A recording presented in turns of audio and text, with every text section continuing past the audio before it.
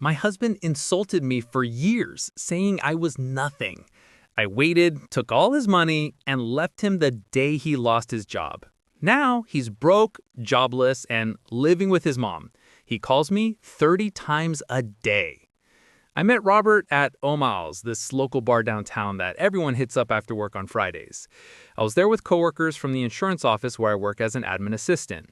He seemed so confident buying me a White Claw and telling me about his job in middle management at Midwest Manufacturing. He had this way of making me feel special, like he'd chosen me out of everyone there. We got married after dating for 2 years. My friends thought it was fast, especially Kira, my best friend since high school, but I was so sure. Looking back, I should have seen the signs. Like how he insisted we combined our finances right away, because that's what married people do. Or how he'd say things like, "Good thing you've got me to handle the money stuff. You'd probably spend it all on Target runs," with that laugh that made everyone else laugh too. I didn't notice how the jokes got worse after we merged our accounts. When I'd buy groceries, $7 for organic milk? This is why I chucked the statements. When I got a small Ray, well, it's not like your management material, but I guess it's cute they gave you something. When I wanted to try for a promotion, "Honey, you know that's not really your lane. Besides, I make enough for both of us." It was always followed by, "I'm just teasing," or "You know I love you." And I believed him because I thought that's what marriage was. My parents had the same dynamic. Dad always teasing mom about her cooking, or her weight, or her silly hobbies. Things started shifting about 2 years ago. Robert started coming home later. Nothing crazy, 7 p.m. instead of 6 p.m., then 8 p.m. Sometimes he'd smell like beer, sometimes like that cologne sample they hand out at the mall. When I asked, he'd say, "Just drinks with the guys from work," or "had to entertain a client." Then he'd make some comment about how cute my suspicion was, how I should stick to worrying about whether we need more La Croix in the fridge. Our sex life changed too. He stopped initiating unless he was drunk. When I tried, he'd make comments about my body. Not direct insults, just observations that left me feeling like, "You've got that little pooch thing happening," he'd say, poking my stomach while I lay vulnerable. Or, "Your boobs look different since you gained weight." I'm 5'6" and 145 pounds, basically the same as when we met. I started pulling away physically, which he used against me. "This is why men cheat," he'd say casually while scrolling through Instagram when their wife stopped putting out. He never admitted to cheating, but the suggestion was always there, hanging over us. Last summer, I noticed our savings account was lower than it should be. When I mentioned it, Robert exploded. "Are you checking on me? Don't you trust me? I'm the one who makes the real money here." He slammed the door hard enough to knock down the wall art we picked out together when we first moved in. That night, I couldn't sleep while he snored beside me. I scrolled through our online banking on my phone. There were withdrawals, not huge, but consistent. Usually on Fridays, usually around $200, $300. Over months, it added up to thousands. The next day at work, I mentioned it to Oliver, my coworker who sits in the cubicle next to mine. He's good with money stuff, always talking about his Robinhood account and crypto investments that honestly go over my head. "That sounds shady," he said. "You should start saving separately just in case." "In case of what?" I asked. He just gave me this look and I felt stupid. Of course I knew what he meant, in case everything fell apart. I started small. I opened a Capital One account online with my personal email that Robert didn't have access to. I set up direct deposit for a portion of my paycheck, just $100 per pay period at first. Robert never noticed because he only checked the joint account statements. I started picking up extra hours at work when we had claim processing backlogs, telling Robert I was helping out but pocketing the overtime pay. Around Christmas, things got worse at home. Robert came back from his company holiday party in a foul mood. He'd been passed over for promotion again. "Fuck that Sebastian," he muttered, referring to his coworker who got the position. "Probably sucking up to the VP. That's what your type does, right? You're not promotion material." I remember standing in our kitchen realizing my husband was actually mediocre, not just as a person, but at his job. The thought felt like a betrayal, but once it appeared, I couldn't unthink it. January brought more jokes about my cooking. "I guess not everyone can make edible pasta." About my friends. "Kira is still single because she's impossible to please," like someone else I know. About my family. Your sister's kids are so loud. Guess loud and annoying runs in your family. I started writing everything down in the Notes app on my phone. Date, time, exact quote. I don't know why at first. Maybe just to convince myself I wasn't crazy, but it became a habit, then almost a comfort, proof that I wasn't imagining things. February was when I found the credit card statements. Not our regular Visa, a Capital One card I didn't know existed. Statements sent to his work email that I saw only because he left his laptop open when he fell asleep watching video. Charges from places like Lucky Star Entertainment and VIP Room. Google told me these were strip clubs near his office. I didn't confront him.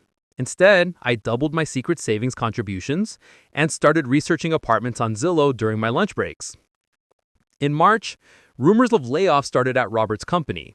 He came home increasingly agitated, drinking more Miller Lite than usual, making sharper jokes.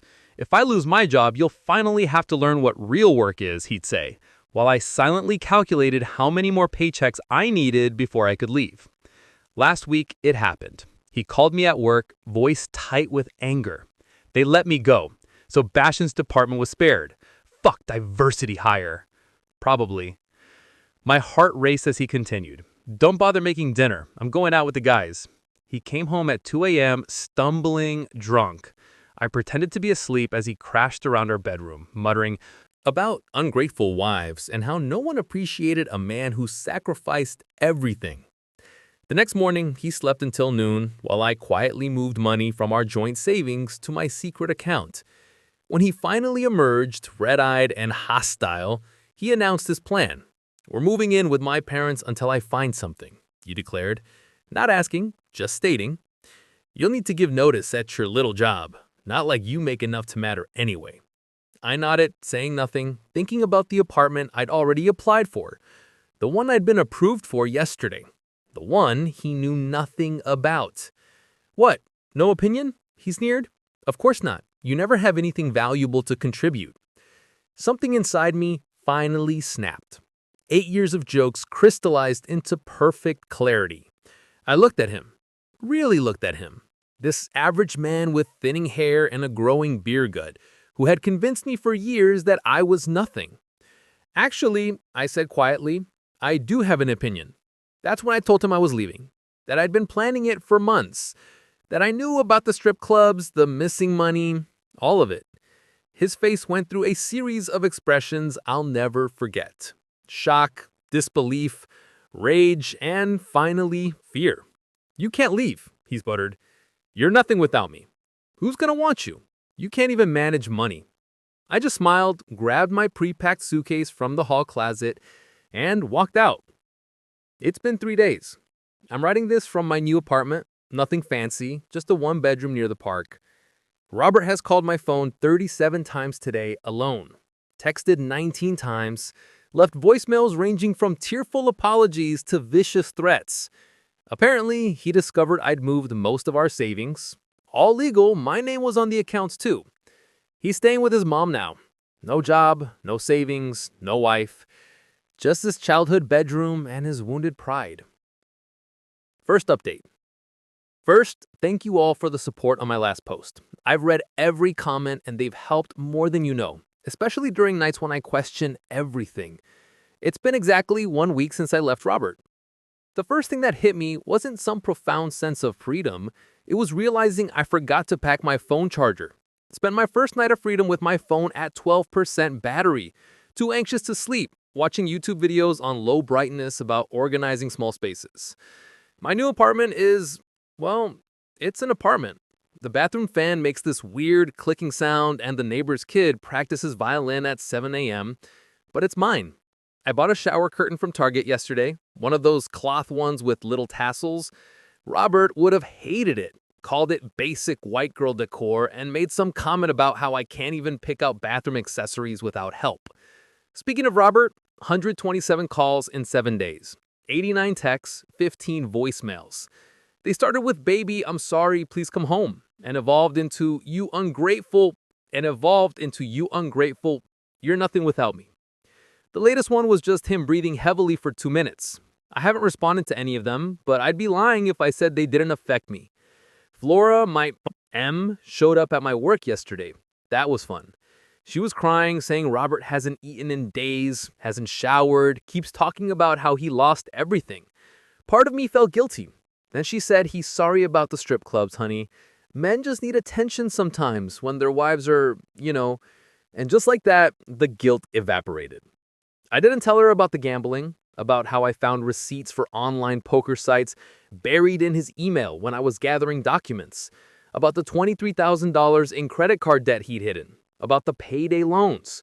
She probably still thinks I'm the villain who abandoned her precious son when he lost his job. The weirdest part? My everyday routine, making coffee for one, grocery shopping for one. Turns out I hate the bread Robert always insisted we buy. Coming home to silence instead of a list of chores and complaints. And then comes the guilt. I'm alone on a Saturday night, feeling like a teenager who just broke curfew, not an actual adult woman who left a toxic, maybe even abusive marriage. Was I too simple to it? Should I have tried harder? Should I be more sad? Of ways I disappointed him that day. I keep catching myself waiting for his reaction to things, then remembering I don't need his permission anymore. Kier has been amazing. She shows up with takeout, helps me arrange furniture, doesn't comment when I cry over stupid things like not knowing which brand of laundry detergent to buy because Robert always handled that. Yesterday, I had a breakdown in Target because I couldn't decide what kind of hangers to get. She just stood there, holding me in the storage aisle while I sobbed about plastic versus velvet hangers. Peak dignity right there. The financial stuff is messy. Robert finally discovered I'd moved most of our savings. He's been telling everyone I stole from him, conveniently forgetting that my name was on the accounts too, and that I only took what I'd contributed over the years. His friend Sebastian, the one who got the promotion Robert wanted, messaged me on Facebook, actually congratulating me. Turns out Robert had been bad-mouthing him to everyone, calling him slurs, trying to sabotage his work. That's the real reason he got fired, not downsizing. Last night I ordered pizza with pineapple. Robert always said pineapple on pizza was for people with no taste. Ate it sitting on my new couch, the cheap one he would have hated, watching that reality show he said was rotting my brain. Wearing the Target leggings he called lazy person clothes. The pizza tasted like freedom. A little lonely, kind of cold by the time I finished it, but mine. I know this post is all over the place. I'm all over the place too. One minute I'm proud of myself. The next I'm doubting everything. This morning I spent 20 minutes staring at my reflection, trying to see what Robert saw. The stupid, worthless person he described. Instead, I just saw me. Tired, a bit scared, but still here. He's still at his mom's house, still jobless, still calling. His latest tactic is having his friends' wives reach out to tell me how worried everyone is, how I'm tearing apart a family. Meanwhile, I'm learning how to build a life that's mine. Second update. I wasn't going to post another update so soon, but after today, I need to process what happened. It started with a delivery, just a normal DoorDash order. Thai food from that place near my new apartment. I was working from home because my internet was being installed, finally. The doorbell rang and I opened it without thinking. It wasn't DoorDash. It was Robert, standing there with flowers from the grocery store, still in the plastic wrapper with the $9.99 sticker visible. He lost weight, hadn't shaved, wearing that old UCA hoodie he's had since college. For a second, muscle memory almost made me step aside to let him in. Instead, I closed the door. My hands were shaking so bad I could barely work the deadbolt. "Babe, come on," he said through the door. "I just want to talk. I've changed. I've been going to therapy." Narrator note, he hasn't. Flora told Kier he refused to go. I didn't respond, just sat on my entryway floor back against the door, listening to him cycle through his greatest hits. "I'm sorry about everything. You're overreacting. Remember how good we were together. You're being dramatic. I miss you. You're nothing without me. I love you. You ungrateful." This went on for 45 minutes. My neighbor across the hall, sweet old lady who waters my plants when I'm at work, called the police. By the time they arrived, Robert had left, but not before sliding a letter under my door. I haven't read it yet. It's sitting on my kitchen counter like a bomb that might go off. The police were police. Took a report, told me to call if he comes back, suggested I get cameras. Already ordered on Amazon, thanks to everyone who recommended them in the comments of my last post. Turns out Robert found my address through Flora. She'd asked Kier's sister where I moved because she was worried about me. I'm not even mad at Flora anymore. She's as much a victim of Robert's manipulation as anyone. She really believes her son is the wounded party here. After the police left, I had a mild panic attack in my bathroom. Not a movie-style breakdown. Just sat on the closed toilet lid, scrolling mindlessly through TikTok while trying to remember how to breathe normally. Fun times. Called out of work for the rest of the day. My boss was understanding. She's been through something similar apparently. It's weird how many people come out of the woodwork with similar stories once you start telling yours. Kier came over after her last client, brought wine and those frozen appetizers from Trader Joe's we used to get in college. We didn't talk about Robert. Instead, we watched bad reality TV and tried to figure out if my weird ceiling stain looks more like a duck or a rabbit. The thing that's messing with my head most, when I saw Robert today, he looked small. Not physically though. Yeah, he has lost weight, but like diminished. The man who spent years making me feel tiny suddenly seems so much less threatening than the shadow he'd cast in my mind. Don't get me wrong, I'm still scared. I'm angry. I'm sad. But mostly I'm tired. Tired of jumping every time my phone buzzes. Tired of checking my rearview mirror for his car. Tired of feeling like I'm waiting for the other shoe to drop.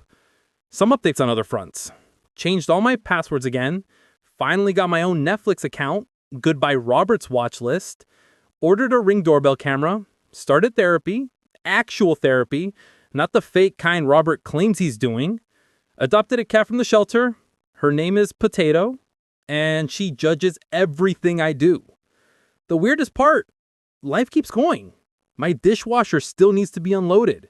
My plants still need watering. Potato still needs her litter box cleaned. The world doesn't stop just because your ex-husband has a public meltdown on your doorstep. Oh, and the DoorDash driver eventually showed up. Food was cold, still ate it. The letter's still sitting on my counter. Part of me wants to burn it. Part of me wants to read it. Most of me wants to pretend today never happened. Third update. I was at Whole Foods yesterday, treating myself to their fancy mac and cheese from the hot bar. Don't judge. When I literally bumped carts with Sebastian. Yes, that's Sebastian, the one Robert blamed for his firing. You know that awkward moment when you run into someone you know, but aren't sure if you should acknowledge them? Multiply that by 1,000 when it's your ex-husband's former coworker who he claimed ruined his life. But Sebastian just smiled and asked how I was doing. We ended up getting coffee at the Starbucks inside the store. What he told me, well, it explains a lot. Robert wasn't fired because of downsizing. He wasn't fired because Sebastian took his position. He was fired because he got caught falsifying expense reports. Those client meetings at strip clubs, he was submitting them as business expenses. The team lunches that cost hundreds, solo trips to sports bars where he'd gamble on games. But here's the kicker. The company was willing to work with him. They offered him a chance to pay back the money and take a demotion. His response? He went on a tirade about how Sebastian, who had nothing to do with any of this, was out to get him and made some threats that HR couldn't ignore. Sebastian showed me screenshots of messages Robert sent him after the firing. Not good. Lots of slurs, lots of threats. Apparently Robert had been telling everyone at work that Sebastian was sleeping with me. We'd never even spoken before yesterday. I sat there in Starbucks, holding my cooling coffee, realizing that the man I'd been married to was even more of a stranger than I thought. Other updates, Potato, my cat, has decided 3 a.m. is the perfect time to learn parkour. Finally read that letter Robert left, took it to therapy first. It was 8 pages of alternating apologies and blame. Got a Ring doorbell camera after he showed up, worth every penny. Started doing yoga with YouTube videos in my living room. Robert always said yoga was for people who aren't smart enough for real exercise. Found an old journal from when we first started dating. Reading it is enlightening. The journal entries are the hardest part. I wrote about how lucky I was that Robert chose me, how I needed to try harder to be good enough for him. There's an entire entry about how I spent 3 hours making his favorite dinner after he said I cook like someone who hates food. Flora called yesterday. She started with the usual guilt trip about how Robert's not eating and crying all the time. Then she said something interesting. I should have seen it sooner. He's just like his father. Turns out, Robert's dad didn't leave for work opportunities like Robert always claimed. He left after gambling away their savings and maxing out credit cards in Flora's name. History really does repeat itself. I'm not angry anymore. Not really.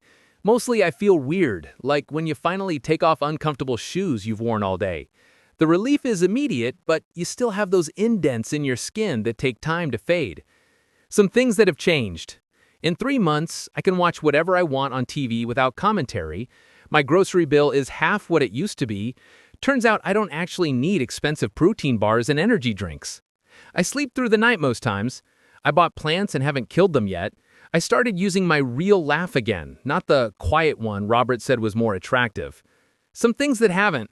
Still check my rearview mirror obsessively, jump when my phone rings, automatically apologize for everything, struggle to make simple decisions, sometimes miss him in weird moments, like when I saw his favorite cereal on sale. Sebastian gave me his card before we left, said to call if I ever need anything. Not in a flirty way, he's happily married to his wife of 5 years, just as someone who gets it. Last update. I was at Target buying those plastic storage bins because apparently adulting means getting excited about organizing stuff. As I'm comparing prices, I hear someone say, "You don't want those ones, the lids crack easily." It was Flora, my former mother-in-law, standing there in the storage aisle, holding a bag of cat litter. For a second, I froze. My cart was full of, obviously, single-person items, frozen meals for one, a new shower curtain, that weird lavender spray everyone on TikTok is obsessed with, evidence of my new life without her son. But Flora just smiled, tired and genuine. That cat litter you recommended for Potato, I got a cat too. Turns out Robert moved out of her house last month. He's sleeping on his friend's couch, still unemployed, still blaming everyone else. Flora looks lighter. She's going to therapy. Joined a book club. We got coffee at the Starbucks, no drama, no tears. Just 2 women talking about cats and books and how hard it is to find good storage containers. I'm sorry, she said. Not just for him, for me too. For not seeing it sooner.